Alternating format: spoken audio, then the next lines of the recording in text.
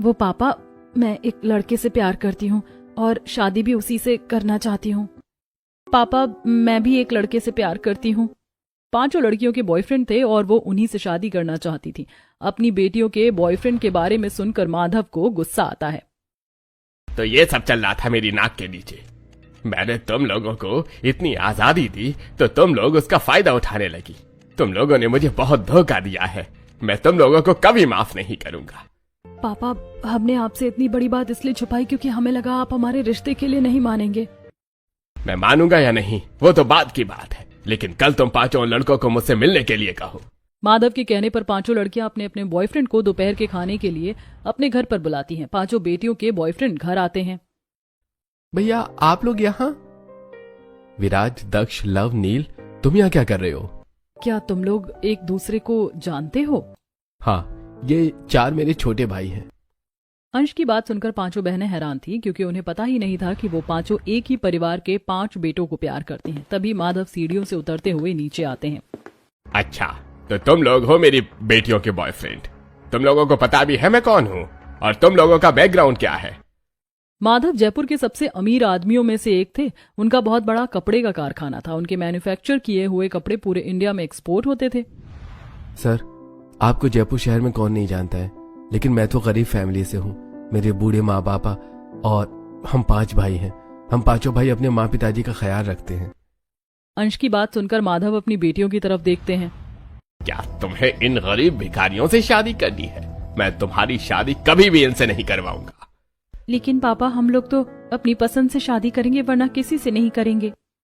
तुम लोगों को अभी समझ नहीं आ रहा है कि तुम लोग क्या बोल रही हो? तुम पांचों इन गरीब लोगों के घर में कैसे रहोगी? प्यार से। अच्छा काजल बेटा, असल दुनिया तुम्हारी इंस्टाग्राम की दुनिया से अलग होती है। यहाँ प्यार से पेट नहीं भरता, पैसे से भरता है। शादी के बाद जब गर्मी में एसी की जगह पंखे के नीचे सोना पड़ेगा ना, तब मेरी बात समझ में आएगी। माधव अपनी पांचों बेटियों को समझाने की बहुत कोशिश करते हैं, लेकिन उनकी बेटियां उनकी बात नहीं मानती हैं। आखिर में माधव को उनकी शादी उनकी पसंद के लड़कों से करवानी पड़ती है। शादी के बाद पांचों बहुएं अपने ससुराल आ जाती हैं। ससुराल आते ही पांचों बहुओं को बड़ा झटका लगता है। दीदी, ये घर तो बहुत छोटा है और ये मिट्टी का बना है।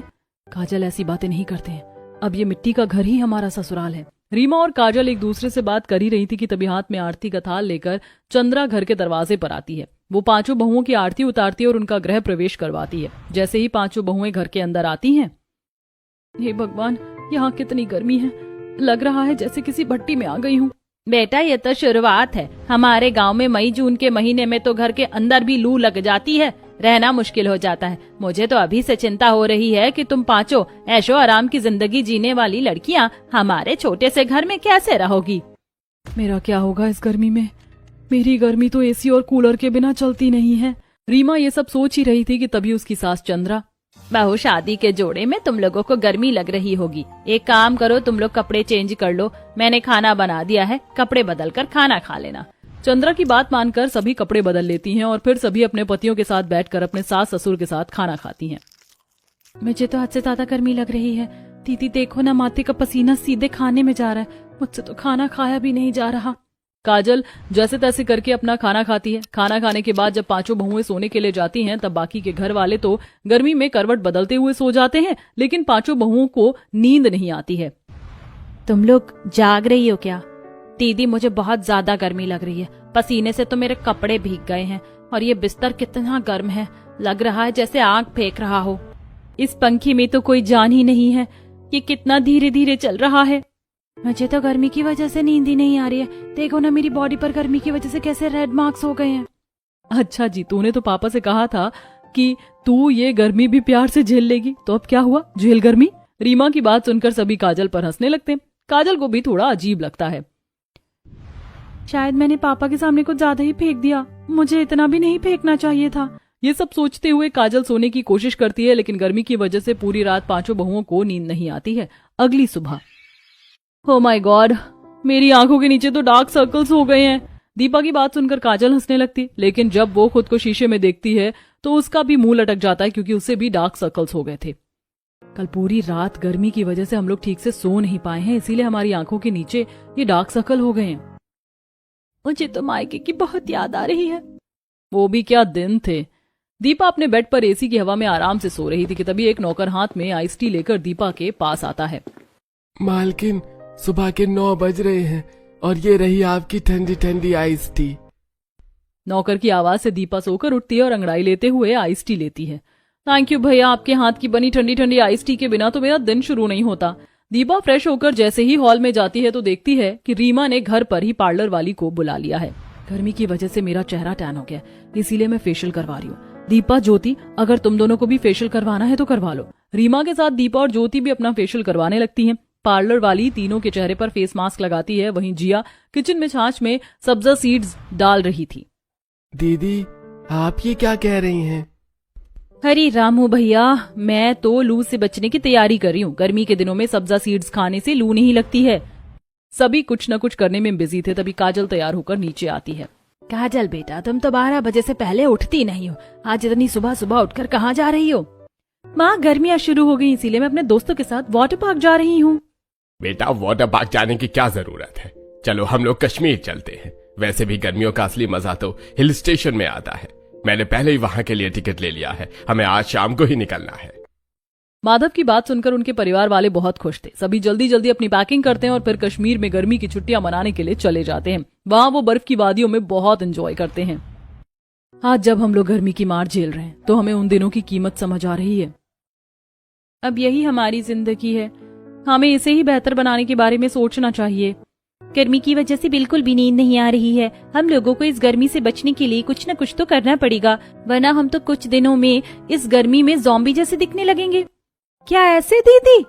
काजल ज़ॉम्बी बनने की एक्टिंग करती है, जिसे देखकर सभी हंसने लगते हैं। वैसे तो इस सिचुएशन में हम लोग हंस रहे हैं, लेकिन ये सिचुएशन बहुत सीरियस है। अगर हमें इस घर में रहना है तो हम पांचों को इस गर्मी का कुछ न कुछ करना पड़ेगा। मुझे लगता है कि हमें अभी से गर्मी की तैयारी शुरू कर देनी चाहिए। मुझे लगता है दीपा दीदी बिल्कुल सही कह रही हैं। मेरे पास एक आइडिया है जिससे हम लोग गर्मी से बच सकते हैं। कैसा आइडिया दीदी, जल्दी बताइए। देखो, अगर हम लोग व्हाइट चूने को अपने घर की छत पर लगा दें तो हमारा छत सूरज के गर्म ताप को ऑब्जर्व नहीं करेगा, बल्कि उसे रिफ्लेक्ट कर देगा, जिससे घर ठंडा रहेगा। दीदी, मैंने अपने साइंस सब्जेक्ट में इस टॉपिक के बारे में पढ़ा था, ये आइडिया काम करेगा। अगर ऐसी बात है तो चलो चलकर घर को चूने से पेंट कर देते हैं। मैंने लव जी को चूना लाने के लिए कहा है, वो चूना लेकर आएंगे तो हम लोग पूरी छत को चूने से पेंट कर देंगे। थोड़ी देर में लव चूना लेकर आ जाता है। पांचों बहुएं चूना लेकर छत पर जाती हैं और पूरी छत को अच्छे से व्हाइट चूने से पेंट कर देती हैं। छत पेंट करने के बाद जैसे ही वो नीचे आती हैं, उन्हें घर में थोड़ी ठंडक महसूस होती है। दीदी, हमारा आइडिया काम कर गया, घर थोड़ा ठंडा लग रहा है। घर ठंडा हो जाने से पांचों बहुएं काफी खुश थी। देखते ही देखते शाम हो गई थी। पांचों बहुएं घर के अलग अलग काम कर रही थी। तभी उन पांचों के पति घर आते हैं। घर आते ही, रीमा, जरा पानी देना, बड़ी प्यास लगी है। ला रही हूँ जी। रीमा जल्दी से बाल्टी से पानी निकालकर अंश को देती है। अंश जैसे ही पानी पीता है वो उसे थूक देता है। क्या यार रीमा, पानी नहीं देना था तो नहीं देती, इतनी गर्म पानी देने की क्या जरूरत थी? गर्मी में इतना गर्म पानी पीकर पूरा मूड खराब हो गया। अरे, मैंने कुछ नहीं किया है, मैंने तो आपको बाल्टी से पानी निकाल कर दिया है, लेकिन बाल्टी का पानी गर्मी की वजह से इतना गर्म हो गया है। पूरा दिन गर्मी में काम करने के बाद क्या हमें घर आने के बाद नॉर्मल पानी भी नहीं मिल सकता? क्या? अब क्या कर सकते हैं भाई? हमारा घर गर्मी में इतना गर्म हो जाता है कि घर के अंदर रखी चीजें भी गर्म हो जाती हैं, जैसे ये पानी। अरे, गर्मी हो या सर्दी, मौसम की मार हमेशा हम गरीबों को पड़ती है। अमीर लोग तो ठंड में मोटी रजाई खरीद कर बच जाते हैं और गर्मी में एसी कूलर उन्हें बचा लेता है। हम सभी के पति गर्मी में ठंडा पानी पीने के लिए कितना तरस रहे हैं। क्या हम लोग इसके लिए कोई जुगाड़ कर सकते हैं? हमारे घर पर तो कोई फ्रिज भी नहीं है, हम लोग क्या करें? अगर हमारे पास फ्रिज नहीं है तो क्या हुआ, हमारे पास दिमाग तो है। हम पानी को दूसरे तरीके से ठंडा कर सकते हैं। लेकिन कैसे? हम लोग मिट्टी का घड़ा और मिट्टी की बोतल बनाकर ठंडे पानी की प्रॉब्लम को दूर कर सकते हैं। अरे हाँ, हम लोगों ने तो पोट्री क्लास में ये सब बनाना सीखा था। वाह काजल, तुमने क्या आइडिया दिया है। काजल का आइडिया सच में अच्छा है, हम लोग इस पर काम कर सकते हैं। चलो ना, नदी के किनारे जाकर चिकनी मिट्टी लेकर आते हैं और फिर उसी से मिट्टी का घड़ा और बोतल बनाएंगे। पांचों बहुएं नदी के किनारे जाती। नदी के किनारे हल्की हल्की ठंडी हवा चल रही थी। पांचों वहां से थोड़ी मिट्टी खोद कर निकालती हैं और फिर उसे लेकर घर आ जाती हैं। घर आने के बाद काजल और जिया उस मिट्टी से घड़ा बनाती हैं, जबकि रीमा और ज्योति मिट्टी की बोतल बनाती हैं। इस तरह धूप में काम करके तुम लोगों को डिहाइड्रेशन हो रही होगी ना, लो ये नींबू पानी पियो। चारों बहुएं मिट्टी का सामान बना रही थी तो वहीं दीपा उनके लिए नींबू पानी बनाती है और घड़े और बोतल को उठाकर सूखने के लिए रख देती है। ऐसे ही दिन गुजरते हैं। 2 दिन बाद मिट्टी का घड़ा और बोतल सूखने के बाद सख्त हो जाते हैं। अब अगर हम लोग इस मिट्टी की बोतल में पानी भरकर रखेंगे तो वो पानी बिल्कुल ठंडा रहेगा। खासकर अगर हम लाल सूती के कपड़े को हल्का भिगोकर इसमें लपेट दें तो इसमें रखा पानी फ्रिज के पानी से भी ज्यादा ठंडा हो जाएगा। काजल की बात मानकर बाकी बहुएं घड़े और बोतल में लाल कपड़ा लपेट देती हैं, जिससे पानी बिल्कुल ठंडा हो जाता है और अब उन लोगों को घर में ठंडा पानी मिलता है और उनके पति काम पर भी ठंडा पानी ले जाते हैं। हमारे फ्रिज की प्रॉब्लम तो दूर हो गई, चलो अब खाना बना लेते हैं, वैसे भी बहुत देर हो गई है। 5 बहुएं रसोई में खाना बना रही थीं। दीपा सब्जी काट रही थी, काजल सब्जियों को धो रही थी, रीमा गैस पर कढ़ाई चढ़ाकर सब्जी बनाने के लिए सब्जी कटने का इंतजार कर रही थी। अभी तक सब्जी काटी नहीं क्या? तुम लोग जल्दी जल्दी करो ना, गैस के सामने इतनी देर खड़े रहने में बहुत गर्मी लगती है। ऊपर से इन गर्म हवाओं ने तो हमें परेशान कर रखा है। पता नहीं हमारे ससुराल वालों को सब्जी रोटी क्यों खानी है, वो चावल भी तो खा सकते हैं। अब इन्हें कौन बताए कि इतनी गर्मी में गैस के सामने खड़े रहकर रोटियां बनाने में हालत खराब हो जाती है। मेरा पूरा कपड़ा पसीने से भीग गया है।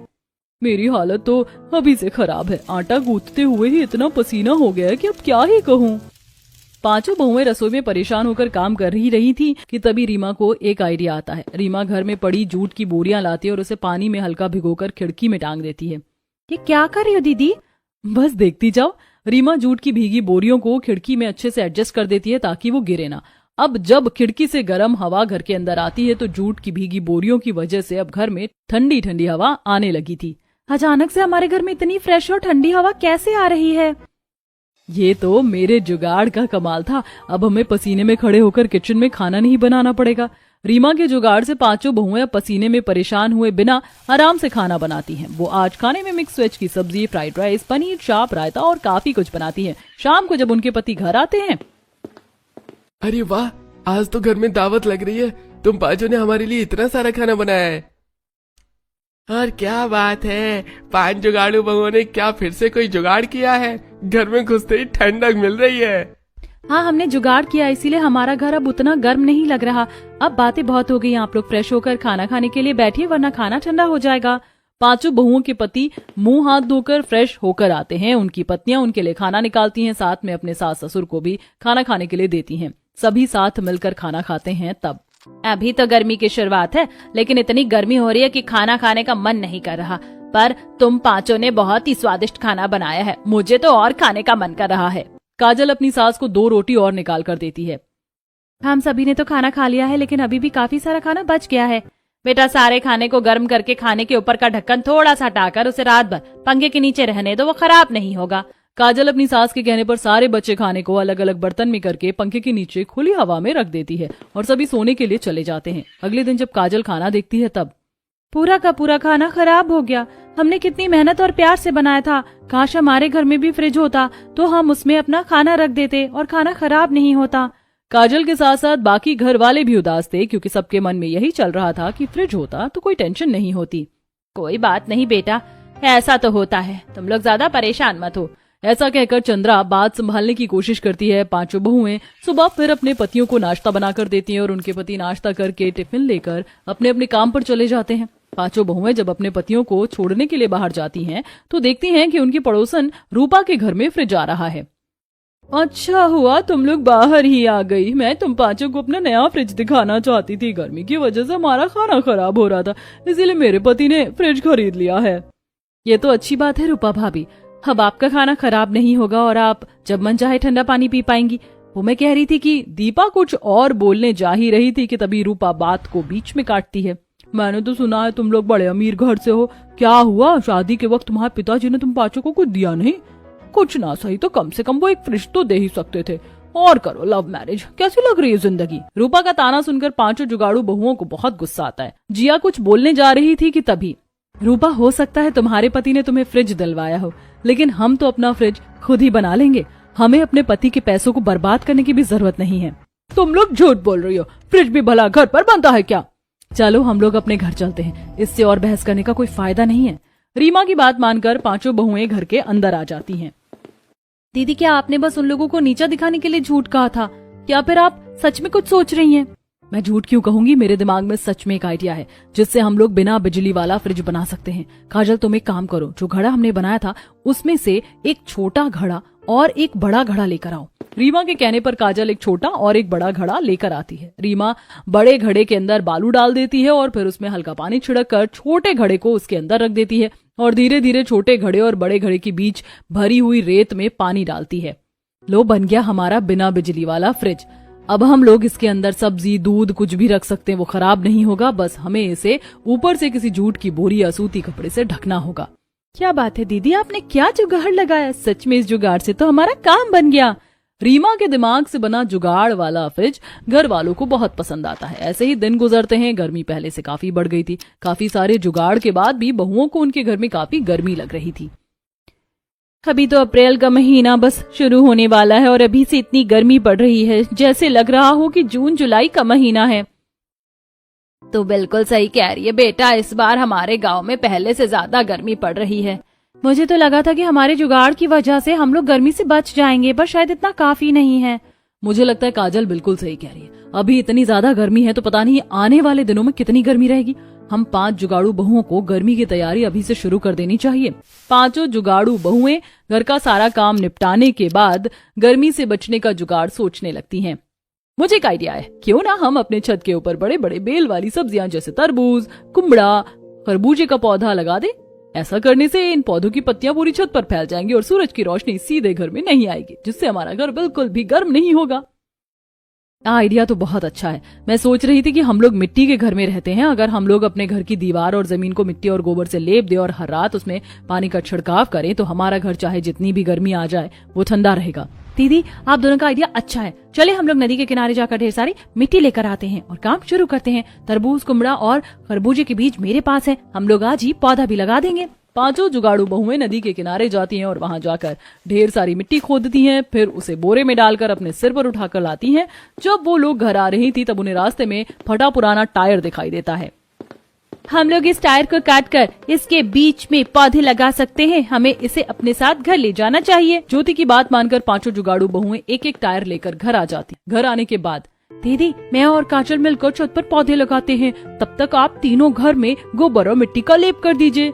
ज्योति, दीपा और रीमा तीनों घर के पास पड़े गोबर को लाती हैं और उसे मिट्टी में मिलाकर उसी से पूरा घर लेप देती हैं। वहीं छत पर काजल और जिया मिलकर टायर के बीच में पौधे लगा देती हैं। दीदी, हमने तो पौधे लगा दिए हैं, बस कुछ दिन में ये उग जाएं और पूरे छत में फैल जाएं, तो हमारी मेहनत कामयाब हो जाएगी। ज्योति, दीपा और रीमा घर को अच्छे से लेप देती हैं और बाहर की दीवार पर व्हाइट चूने का पेंट लगा देती हैं। 5 जुगाड़ू बहुओं के इस जुगाड़ से घर एकदम से ठंडा हो जाता है। घर एकदम ठंडा लग रहा है। रीमा की बात सुनकर चारों बहनें खुश हो जाती हैं। 5 जुगाड़ू बहुएं खुश थीं कि तभी उनके पति काम से घर लौटते हैं और सबके चेहरे पर 12 बजे थे। क्या हुआ आप लोगों को? आप लोग इतने परेशान क्यों हैं? हमारे साथ काम करने वाले एक आदमी ने अपने लिए कूलर और एसी खरीदा है। हम लोग 5 हैं, लेकिन हम लोग ये खरीद नहीं सकते, इसलिए उन्होंने हमारा मजाक उड़ाया। हम भी एसी की हवा में सोना चाहते हैं, पर हमारी गरीबी बीच में आ जाती है। लेकिन अब गरीबी बीच में नहीं आएगी, क्योंकि मेरे पास एक जुगाड़ है। काजल प्लास्टिक की बोतल में पानी भरकर उसमें ढेर सारा नमक डालती है और उसे अपनी अच्छी पड़ोसन तन्नू के घर पर जाकर उसके फ्रिज में जमा देती है। कुछ देर बाद वो नमक वाला पानी जमा कर घर लाती है और उसे पंखे के पीछे बांध देती है। अब जब वो पंखा चलाती है तो उसमें से कूलर की तरह ठंडी हवा आती है। नमक वाला पानी जल्दी पिघलता नहीं है और पंखे के पीछे बांधने से पंखे से ठंडी हवा आती है। अरे वाह पंखे से तो कूलर जैसी हवा आ रही है। अब मान गए हम आप 5 जुगाड़ू बहुओं के जुगाड़ को। ऐसे ही दिन गुजरते हैं। एक दिन 5 जुगाड़ू बहुएं अपने परिवार के साथ बैठकर तरबूज खा रही थीं। वाह भाई वाह, तुम 5 जुगाड़ू बहुओं की वजह से इस बार हमारी गर्मियां इतनी आराम से बीत रही हैं। 5 जुगाड़ू बहुओं के ससुराल वाले अपनी बहुओं के जुगाड़ से बहुत ज्यादा खुश थे, क्योंकि उनके घर में उन्हें बिल्कुल भी गर्मी नहीं लग रही थी और वो मजे से तरबूज खा रहे थे। गोपाल और चंद्रा अपनी बहुओं की बहुत तारीफ करते हैं। माँ, पिताजी, अभी तक हमने जो भी किया है वो सब बाहर की तैयारी है, लेकिन अगर हमें गर्मी के लिए तैयार होना है तो हमें अंदर से तैयार होना पड़ेगा। क्या मतलब बेटा? मुझे तेरी बात को समझ नहीं आई। माँ, पिताजी, अगर हमें सही मायने में गर्मी से बचना है तो हमें ज्यादा पानी पीना होगा और हम लोगों को ठंडी तासीर वाली चीजें जैसे छाछ, लस्सी, सौंफ, बताशे का पानी, सब्जा सीड्स, गोंद कतीरा, ये सब खाना पीना पड़ेगा और आप लोग शुरुआत सब्जा सीड्स वाले नींबू पानी से कीजिए। जिया अपने परिवार वालों को नींबू पानी में सब्जा सीड्स मिलाकर पीने के लिए देती है। पांचों जुगाड़ू बहुएं, उनके पति, सास ससुर सभी ठंडी तासीर वाली चीजें खाना शुरू कर देते हैं। कुछ दिन बाद, जिया बेटा, तू बिल्कुल सही कह रही है। जब से हमने ठंडी तासीर वाली चीजें खाना शुरू किया है, तब से मेरा शरीर काफी ठंडा रहता है और मुझे ज्यादा गर्मी भी नहीं लगती। तो बिल्कुल सही कह रही है।